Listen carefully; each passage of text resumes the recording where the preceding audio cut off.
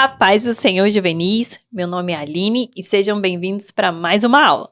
A paz do Senhor Juvenis, me chamo Gabriela e é um prazer estar aqui com vocês nessa aula. A paz do Senhor Juvenis, meu nome é Alisson, nós estamos aqui para mais uma aula. Paz do Senhor Juvenis, eu sou o Diácono Hércules, é um prazer estar aqui com vocês.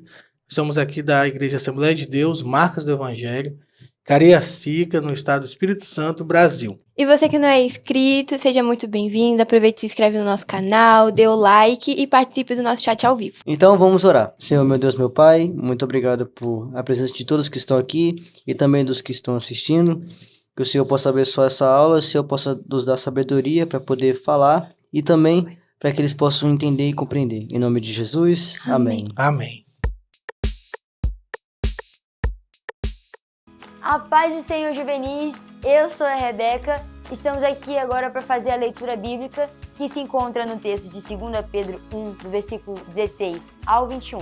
E diz bem assim: Porque não vos fizemos saber a virtude e a vinda de nosso Senhor Jesus Cristo, seguindo fábulas artificialmente compostas, mas nós mesmos vimos a sua majestade. Porquanto ele recebeu de Deus Pai honra e glória, quando da magnífica glória lhe foi dirigida a seguinte voz: Este é o meu Filho amado, em quem me tenho comprazido.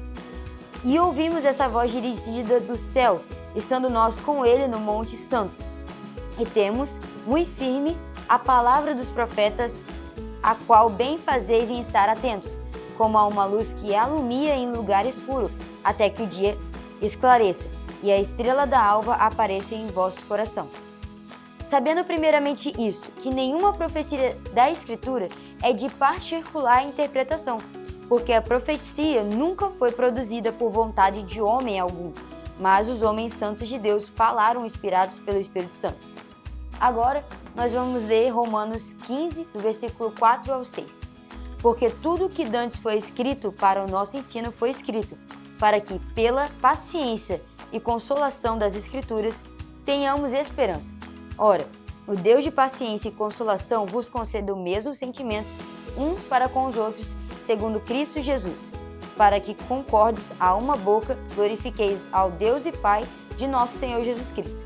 E o último texto se encontra em Apocalipse 21, do versículo 5 ao 7. É o que estava assentado sobre o trono disse: Eis que faço novas todas as coisas. E disse-me: Escreve, porque essas palavras são verdadeiras e fiéis. E disse-me mais: Está cumprido. Eu sou o Alfa e o Ômega, o princípio e o fim. A quem quer que tiver sede, de graça lhe darei da fonte da água da vida. Quem vencer, herdará todas as coisas, e eu serei seu Deus, e ele será meu filho. Então é isso, juvenis. Fiquem com os professores. Tchau! Então, Juvenis, nós estamos aqui na revista Uma Viagem pelo Novo Testamento e a lição de hoje é Entendendo o Novo Testamento. Quais são os objetivos dessa lição? Conhecer as características do Novo Testamento, saber que o Novo Testamento possui 27 livros, compreender a organização do Novo Testamento. A Bíblia lá em Romanos vai dizer que tudo que foi escrito para o nosso ensino foi escrito. E em 2 Timóteo 3,16 diz assim: Toda a escritura é divinamente inspirada e proveitosa para ensinar, para repreender, para corrigir, para instruir. Se a gente for parar para pensar a forma que a Bíblia foi inspirada, homens de diferente época, classes sociais. Vamos parar para pensar aqui. É como se eu, o Hércules, o meu esposo, o Alisson, a Gabi, fôssemos narrar uma história, na realidade. Se a gente fosse sem o Espírito Santo, ia ser um telefone sem fio. Mas a gente vê que a ação foi o Espírito Santo que soprou essa palavra para nós. Então você vê como que a palavra de Gênesis a Apocalipse, ela em nada se diverge, ela se converge na realidade. Vai falar da redenção, do pecado da humanidade, da vinda de Jesus, da vida de Jesus, nos mostrando como a vontade de Deus para nós, aquilo que Deus quer para nós. Então, antes de você iniciar essa aula, pega papel, pega caneta, anota o que o Senhor quer ministrar hoje na sua vida, o que Deus quer falar com você hoje através da palavra dele. E aproveite, rumine, se alimente, mergulhe nessa palavra, aproveite esse ensino que está sendo ministrado para vocês hoje, amém? Algo que eu acho muito interessante é como a Bíblia é um manual para nossa vida. Quando a gente tá triste, quando a gente tá ansioso, por exemplo, alguma coisa que sempre acontece comigo, quando eu tô em semana de prova ou algo do tipo que eu começo a ficar naquela angústia, a palavra de Deus sempre tem tudo, todas as respostas, tudo, tudo, tudo. No trimestre passado, vocês fizeram uma viagem pelo Velho Testamento. Hoje a gente vai aprender sobre o Novo Testamento. Quantos livros são? O Novo Testamento ele é composto por 27 livros. Como eles são divididos? Evangelhos, livro histórico, epístolas e livro profético. O que compõe os evangelhos? Mateus, Marcos, Lucas e João. Livro histórico, Atos dos Apóstolos, epístola, que vai de Romanos a Judas, e livro profético, que é o Apocalipse. Como a Aline falou, 2 Timóteo capítulo 3, verso 16, o apóstolo Paulo vai usar alguns termos gregos ali, que significa pantagrafon theopneustros. O que significa isso? Não é só o Antigo Testamento que ele está fazendo menção, mas é cada detalhe de toda a Bíblia que ele está fazendo referência. Detalhe é que o termo grego theopneus significa a junção de duas palavras. Theos, que é Deus, e pneuma, que é sopro. Então é como se Deus estivesse soprando e os autores do Novo Testamento estivessem respirando e escrevendo o que Deus tinha falado para eles. Engraçado é que Deus também ainda sopra os nossos dias e sopra os dons espirituais sobre as nossas vidas. Alisson, fala pra gente aí, o que é evangelho? A palavra evangelho vem do grego evangelion, que significa boas novas, que é o que fala os 4 primeiros livros da Bíblia, os evangelhos. Então, o que seriam essas boas novas? Boas novas é uma notícia boa, que a mensagem de Deus que ele enviou para nós, que através da vida de Jesus Cristo, que através do nascimento dele, da crucificação e pelo ato de amor que ele fez por nós naquela cruz do Calvário. Nós temos 4 evangelistas, 4 narrativas. Nós não temos 4 evangelhos, nós temos 4 personagens, 4 pessoas que narram de diferentes perspectivas o que Jesus fez. Por exemplo, Mateus e João narraram aquilo que eles estavam perto, pois eram discípulos. Então eles coletaram informações diretamente da fonte. Diferente de Marcos e Lucas, que coletaram diretamente de outros discípulos ou de outros mestres as informações. Apesar de nós termos 4 evangelhos, os 4 eles se ligam. Mateus ele escreve especialmente para os judeus, Marcos e Lucas escreve para os gentios, Lucas para os gregos, e João ele tem uma particularidade porque ele vai falar diretamente para uma seita que surgiu logo no primeiro século. E essa seita ela tenta deturpar a imagem de Jesus como Deus logo nos primeiros séculos. Então por isso que a ênfase de Jesus vai ser sempre a divindade de Jesus, enfatizando que ele de fato ele era o Filho de Deus. E esses evangelistas, eles têm muito a dizer para nós, porque da mesma forma que eles defenderam, hoje o evangelho, ele é deturpado por algumas pessoas. Então cabe a você, juvenil, defender o evangelho assim como eles defenderam naquela época. Não é à toa que no evangelho de Mateus dá mais ênfase para Jesus como rei. Por isso que Pilatos manda escrever na placa de Jesus da crucificação, rei dos judeus, porque é realmente o que Jesus ele é, não só o rei dos judeus, mas também de todo o universo, de todo o mundo, de todas as pessoas que estão no mundo. Agora, indo para o livro de Marcos, vai falar Jesus como servo. Ele fala muitas vezes Jesus como servo, falando dele, passando a trajetória dele como servo, e entre outros. Agora, no livro de Lucas, vai falar sobre Jesus como homem. Por isso que fala do seu primo, fala mais da sua mãe, fala mais do seu primo João Batista. E também no livro de João, o último evangelho a ser escrito, por assim se dizer, que fala sobre Jesus como Deus. E fala toda a trajetória de Jesus como Deus, fala ele operando milagres que não foram ditos em outros evangelhos e coisas do tipo.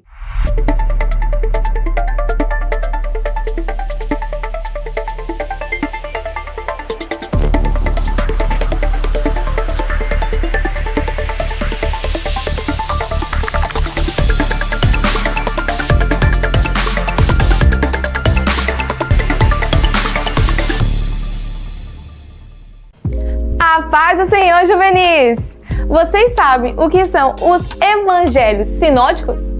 E a diferença do evangelho de João? Os evangelhos sinóticos são os 3 primeiros livros do Novo Testamento: Mateus, Marcos e Lucas. Eles são chamados de sinóticos pois apresentam uma visão semelhante da vida, ensinamentos, milagres, morte e ressurreição de Jesus. A palavra sinóticos vem do grego sinoptikos, que significa vista em conjunto, pois esses evangelhos compartilham muitas histórias, estruturas e frases idênticas. Mateus, ele escreveu para o público judeu, enfatizando o cumprimento das profecias do Antigo Testamento. Marcos, o mais curto de todos os evangelhos, ele enfatizou sobre os milagres sobrenaturais de Jesus.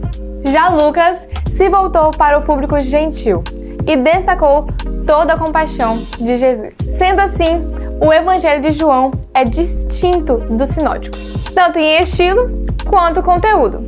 Enquanto os 3 primeiros evangelhos enfatizam as ações e ensinamentos públicos de Jesus, João foca mais na sua identidade divina e na sua relação espiritual com Deus. Uma coisa muito interessante é que no Evangelho de João vemos diálogos mais profundos, como por exemplo, quando Jesus conversa com Nicodemos no capítulo 3, ou com a mulher samaritana no capítulo 4. E foi isso, juvenis, o nosso Você Sabia de hoje. Agora vamos voltar para os nossos professores.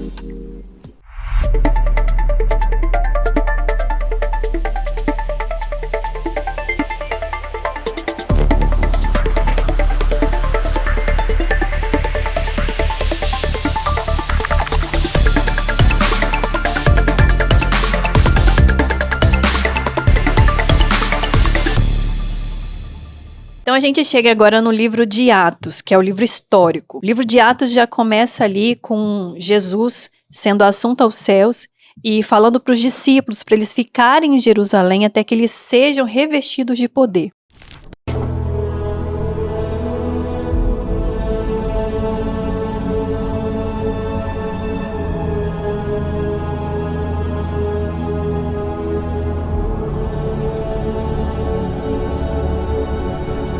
Mestre, o senhor vai restaurar nesse tempo o reino de Israel? Não compete a vocês conhecer tempos ou épocas que o Pai reservou pela sua exclusiva autoridade.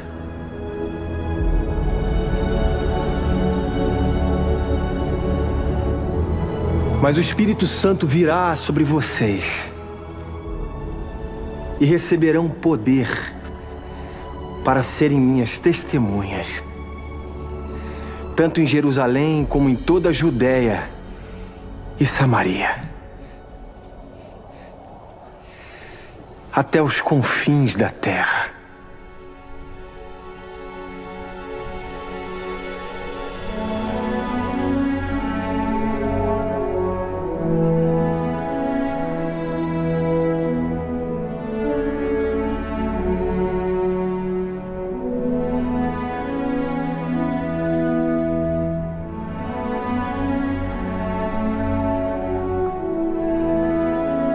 Sejam uma bênção.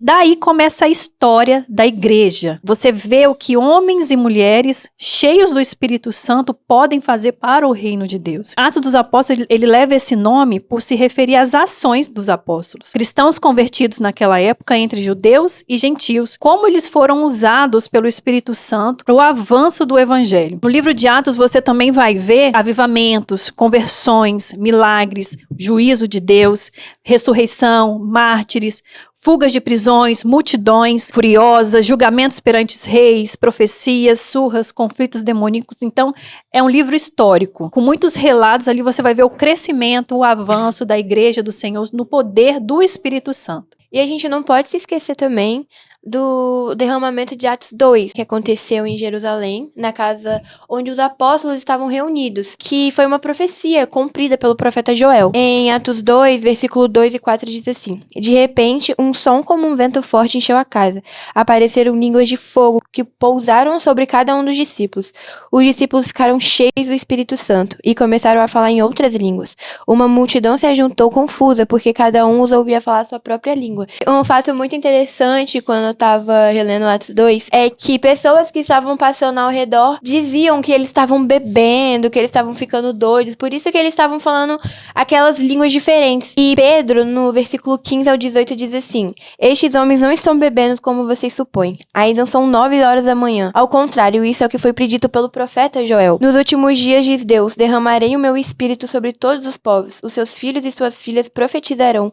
Os jovens terão visões. Os velhos terão sonhos. Atos 4, no versículo 32, falando: e era o coração e a alma da multidão dos que criam, e ninguém dizia que coisa alguma do que possuía era sua própria, mas todas as coisas lhes eram comuns. O Espírito Santo, ele era com todos que estavam ali, e todos tinham um espírito alinhado, um coração alinhado com tudo que estava acontecendo naquele meio, com todo o mover que estava acontecendo. Nesse mover, os apóstolos, eles eram os únicos que estavam ali perto, que estavam liderando, assim, posso dizer, tudo que ali acontecia. Então, eles decidiram eleger diáconos para a igreja primitiva, e um desses que foram eleitos diácono estava Estevão. Quando eles foram pensar em eleger as pessoas para o diaconato, logo eles falam, e está escrito no versículo 3 de Atos 6, escolhei, pois, irmãos, dentre vós 7 homens de boa reputação, cheios do Espírito Santo e de sabedoria, aos quais constituamos sobre esta necessidade. Nesses critérios, eles acharam um homem, um rapaz, cujo nome é Estevão. E a Bíblia vai falar no mesmo capítulo, em Atos 8, que Estevão, cheio de fé e de poder, fazia prodígios e grandes sinais entre o povo. Então, Estevão, ele é um crente cheio de poder, cheio de sabedoria, cheio de entendimento bíblico, e o Espírito Santo usava ele para fazer coisas poderosas no meio de todos os fariseus, no meio do sinédrio, ao meio de tantas objeções que as pessoas tentavam fazer contra ele. O Espírito Santo usava ele de uma maneira triunfante, a qual ele vencia não por causa da sua força, mas por causa do Espírito Santo que havia nele. Depois de todas essas coisas, as pessoas quiseram, os fariseus, os saduceus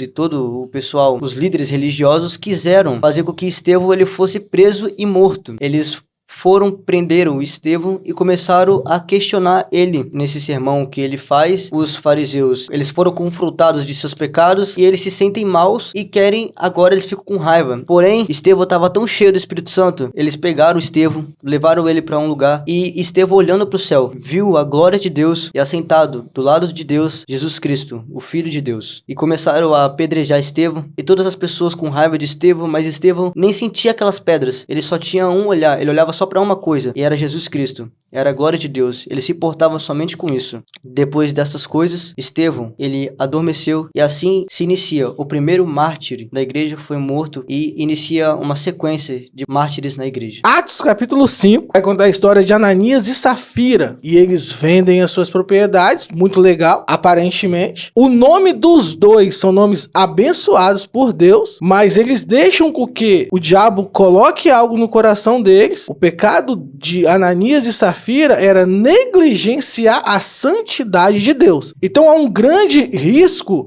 de nós acharmos que o nosso pecado que nós estamos escondendo, que isso nunca vai ser visto. Então, às vezes cantar em pecado, dar aula em pecado, fazer devocional em pecado. Um dia, o nível do seu pecado vai exceder e Deus vai fazer igualzinho ele fez em Atos capítulo 5, com esse personagem que está ali nos narrando e nos contando uma história para nós ficarmos atentos ao que Deus irá fazer no nosso meio, mas também o temor que nós temos que ter mediante essa bênção que Deus está nos dando. Então, que Deus tenha misericórdia de nós, que a gente possa viver uma vida santa, uma vida que agrade a Deus, uma vida de oração, uma vida de arrependimento contínuo. Tópico 3, epístola ou cartas. Elas compõem 21 dos 27 livros do Novo Testamento. Para quem essas cartas eram destinadas? Eram destinadas para indivíduos ou para grupos? Qual era o conteúdo dessas cartas? Essas cartas elas serviam para instruir, exortar, consolar, animar os destinatários, com o objetivo deles viverem uma vida de santidade. Paulo foi o autor da maior parte das cartas do Novo Testamento, mas junto nós tivemos Pedro,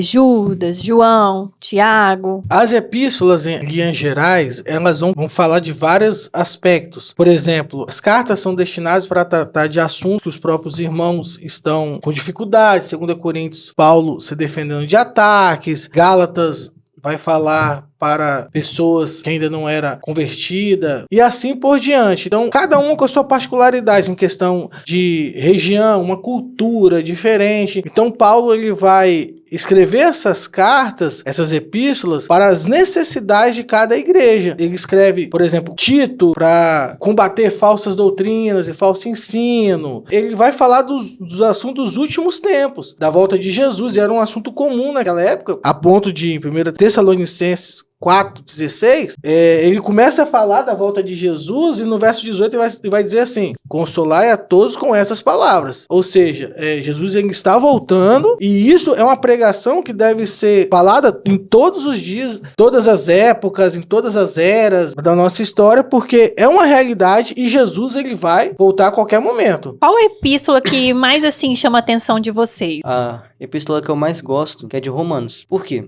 Na Igreja Assembleia de Deus Marcos do Evangelho, nós temos a prática de sair às ruas e evangelizar. E para mim, Romanos ele fala muito sobre a graça, fala muito sobre a justificação pela fé, fala muito sobre o sacrifício de Jesus Cristo e a remissão dos pecados, que me deixa muito feliz e que mostra o quão é misericordioso Deus. É o versículo de Romanos 5, versículo 20, que fala: veio, porém, a lei para que a ofensa abundasse, mas onde o pecado abundou, superabundou a graça. Nós já sabemos que embora o pecado ele abunde, que embora o pecado seja forte, a graça do Senhor Jesus Cristo, ela é muito maior, ela é superabunda em qualquer tipo de pecado. E nós somos salvos por essa graça que nos foi dada por meio de Jesus Cristo, e ela nos dá a vida eterna. Uma das minhas epístolas favoritas que chamam muito a minha atenção é a carta que Paulo escreveu a Timóteo, que tem um versículo que eu gosto muito: sabe, porém, isso que nos últimos dias sobrevirão tempos trabalhosos, porque haverá homens amantes de si mesmos, avarentos, presunçosos, soberbos, blasfemos, desobedientes e pais e mães ingratos, profanos, sem afeto natural e irreconciliáveis, caluniadores, incontinentes, entre outros. E Paulo fala para Timóteo como... Isso me lembra também que Timóteo lembra muito como nós, jovens, juvenis, a gente pode se portar no dia a dia.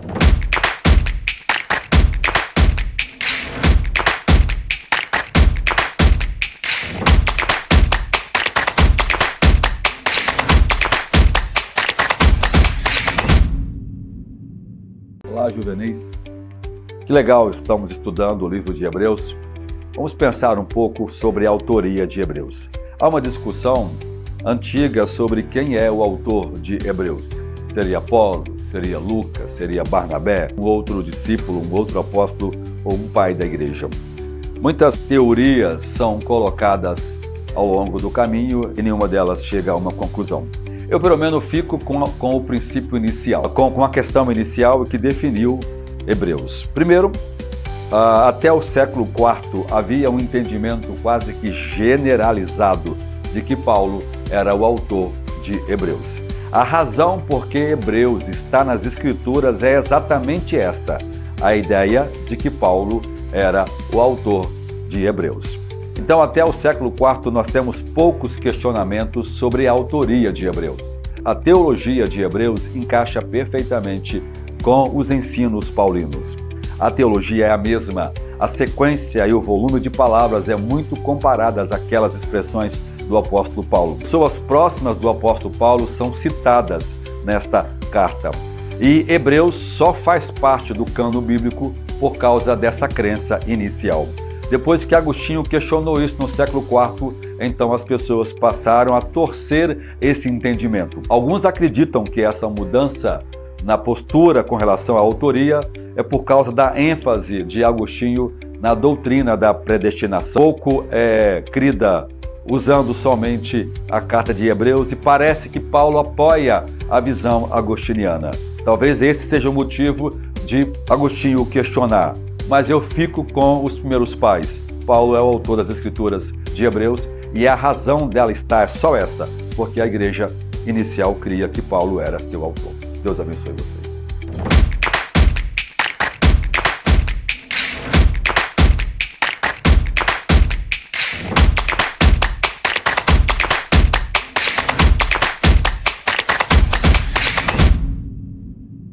E fica por tema aí o último livro profético, tem por nome aí Apocalipse. Algumas pessoas têm um pouco de medo desse livro, alguns falam que são de difícil interpretação. Nós, assembleanos, nós temos uma visão do livro de Apocalipse futurista. Nós entendemos que do capítulo 1 até o capítulo 3 já aconteceu, do capítulo 4 ao 5 foi algo que aconteceu na eternidade, e do capítulo 6 em diante é algo que ainda vai acontecer. Então nós olhamos para o Apocalipse com essa cosmovisão futurista. É claro que há outras vertentes, né, de interpretação. Nós temos a vertente idealista, que tende a alegorizar os textos de Apocalipse. Nós não cremos dessa forma. Também o método preterista. O preterista, ele entende que o Apocalipse já se resumiu no ano 70, mas isso, ao olhar para as escrituras, não tem base bíblica para isso. E por último seria o historicista. O historicista, ele crê que o Apocalipse ele foi se cumprindo mediante a história, mas isso também não se passa no crivo da Bíblia. Então nós somos assembleanos, nós somos futuristas, nós entendemos que nós não estaremos aqui na tribulação, nós somos pré-tribulacionistas, ou seja, Jesus ele vai vir e nós não ficaremos aqui na tribulação. Existem outros métodos? Existe o pós-tribulacionismo, que vai crer que a igreja passa na tribulação, e tem o mid-tribulacionista, que crê que passa um pouco na tribulação e no meio dessa tribulação Jesus volta e arrebata eles. Então nós somos pré-tribulacionistas, igual às outras visões. Nós esperamos por Jesus, não por Satanás. Nós esperamos por paz e não por tribulação. E o versículo-chave dessa lição em Apocalipse está em Apocalipse capítulo 3, verso 11. Eis que venho cedo sem demora, guarda o que tens, para que ninguém tome a sua coroa. Nós, que somos assembleanos, estamos esperando essa bem-aventurada promessa que Jesus prometeu, e que você que está nos assistindo possa estar firme nessa promessa que Jesus pode voltar a qualquer momento. Alisson e Gabi, fala pra gente aí, qual a parte preferida de vocês do livro de Apocalipse? A minha parte preferida é o final. Salve os céus e nova terra. 7 anos comendo e bebendo.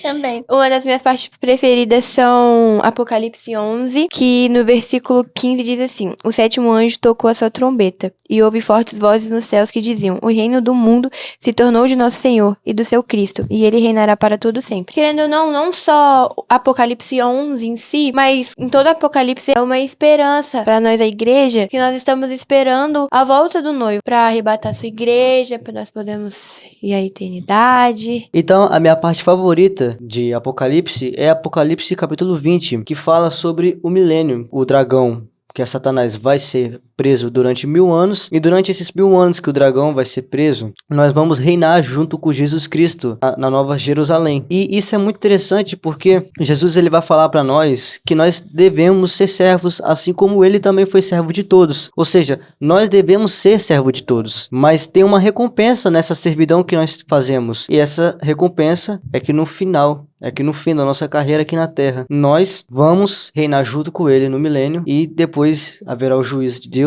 novos céus e novas terras, e tudo será paz.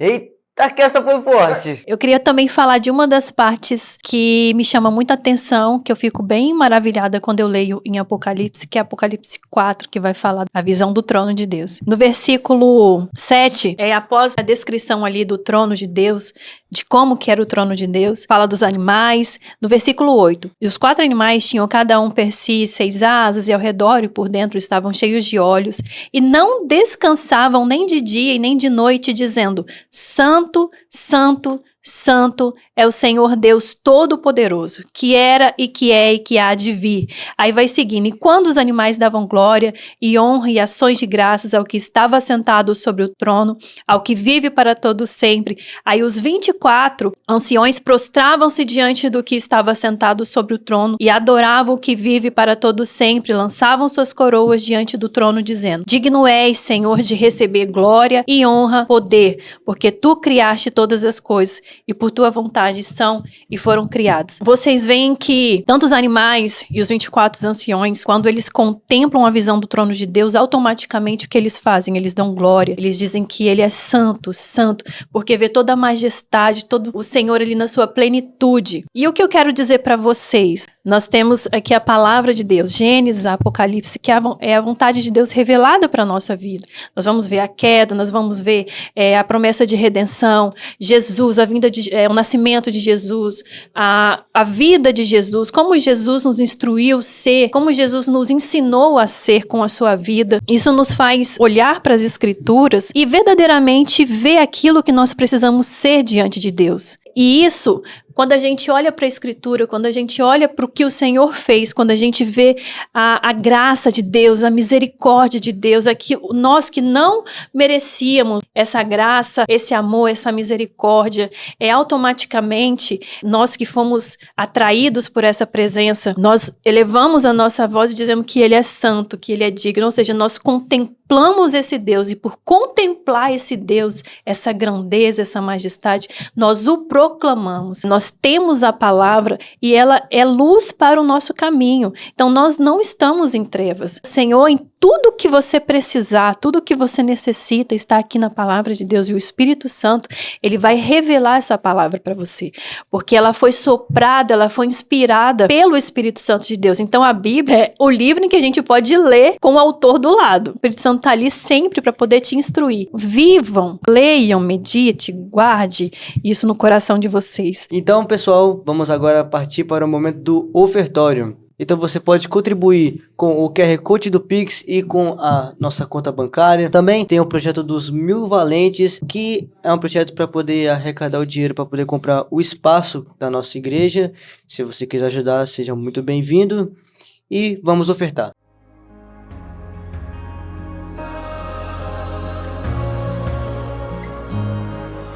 As muitas gerações rendidas em louvor, cantando ao Cordeiro uma canção. Os que em ti se foram e os que hão de crer, cantando ao Cordeiro uma canção. Teu nome é o mais alto, teu nome é o maior, teu nome é sobre todos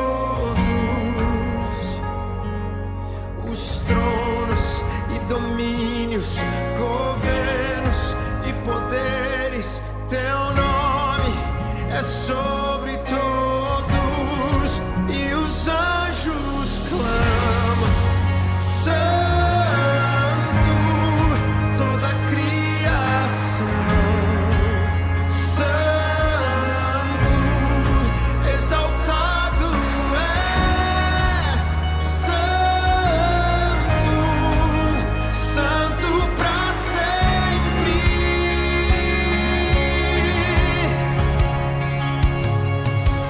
Quem foi perdoado.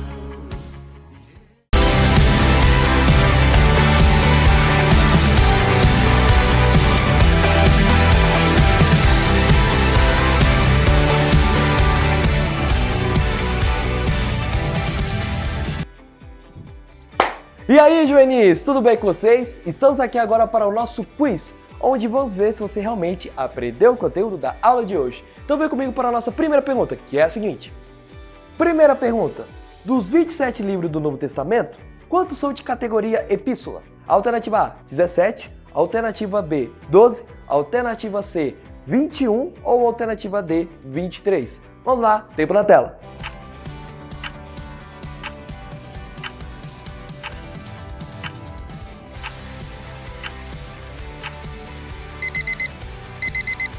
Muito bem, o nosso tempo acabou e se você respondeu alternativa C, 21, meus parabéns, você acertou. Segunda pergunta. Quais são os evangelhos que foram escritos pelos apóstolos que acompanharam de perto o ministério de Jesus? Alternativa A, João e Marcos. Alternativa B, Mateus e João. Alternativa C, Marcos e Lucas. Ou alternativa D, Lucas e João. Vamos lá, tempo na tela.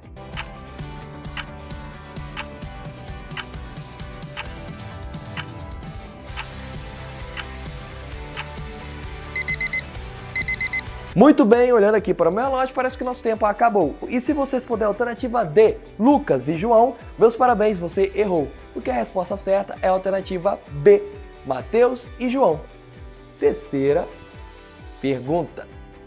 Em qual categoria se encaixa o livro de Apocalipse? Alternativa A, livro histórico. Alternativa B, epístolas. Alternativa C, livro profético. Ou alternativa D, evangelhos. Vamos lá, responde aí no chat.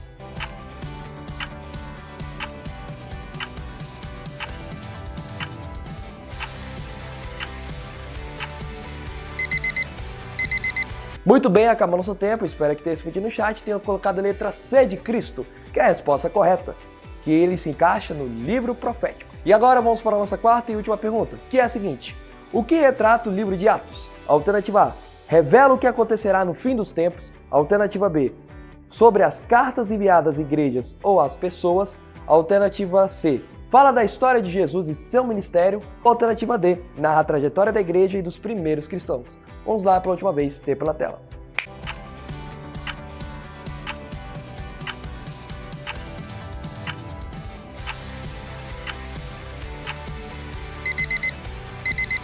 Muito bem, acabou nosso tempo e a resposta certa dessa última pergunta, com certeza, meu caro amigo, é a letra ou alternativa D. Narra a trajetória da igreja e dos primeiros cristãos. E foi isso, meus caros juvenis, esse foi o nosso quiz de hoje. Espero que vocês tenham compreendido um pouco mais do conteúdo da aula e tenham acertado cada uma das perguntas. É isso, fiquem na paz e tchau!